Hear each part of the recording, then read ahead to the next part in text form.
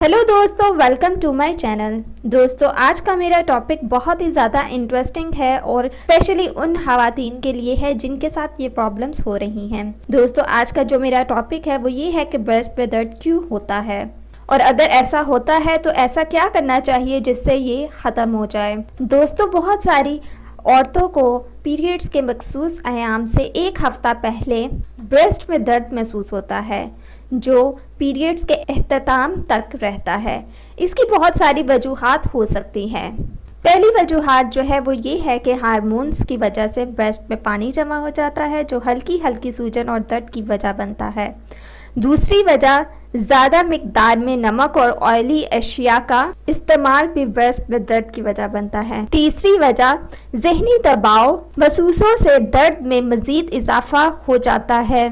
सहल पसंदी में दर्द की वजह हो सकती है। अब मैं आप लोगों को बताती हूँ कि आप लोग इसको खत्म कैसे कर सकते हैं। दोस्तों, आप लोगों को चाहिए कि आप लोग मुनासिब और मियारी खुराक खाएं सुबह नाश्ते से पहले और रात के खाने के बाद 15 से 20 मिनट तक चलने की आदत अपनाएं।